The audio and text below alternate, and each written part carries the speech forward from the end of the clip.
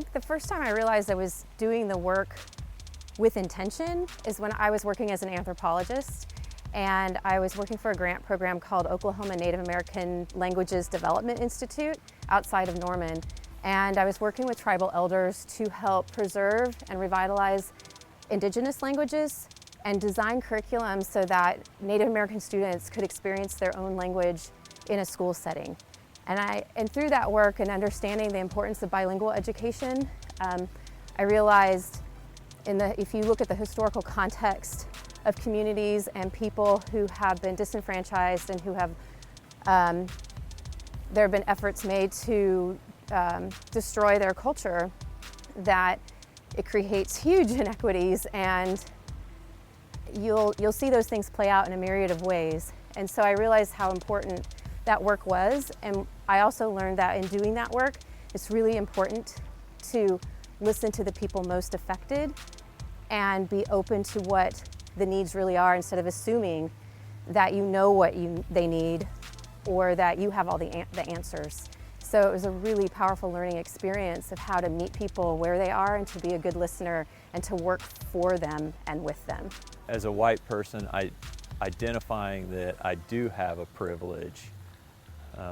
As a white person, knowing that I can affect a change, there's a power in that. And being able to use that advantage to help everybody around me, to practice equity, not only for one demographic, but for all demographics, to realize that I have an ability, just by advantage of being white, that I can help all of those around me by the opportunities that have been afforded me and being able to pass those opportunities on to the next person. The Native voices are not heard as loudly, but the country is literally founded on stolen lands and genocide of the Native Americans. You know, we've had the Indian Removal Act, we've had the Trail of Tears, and our voices are not as numerous, but it has affected thousands of peoples, as well as many, many tribes. So it is as important as the African American racial issue. We're just not as heard as loudly because we're not as numerous and we're not as organized. We don't have a Martin Luther King.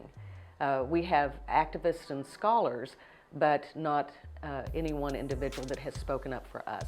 And we want to be heard as well, because it affects us equally, because it is one of those things that we're kind of an invisible population, and our voices need to be heard, and we need to speak up. And we are getting stronger as a tribal people, which means all tribes. We are getting a lot stronger and speaking up, and we're getting more representation.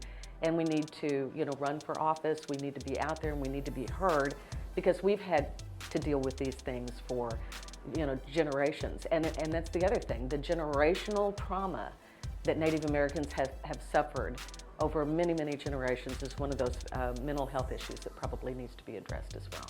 We need to eliminate this overall perception that all Indian people are the same.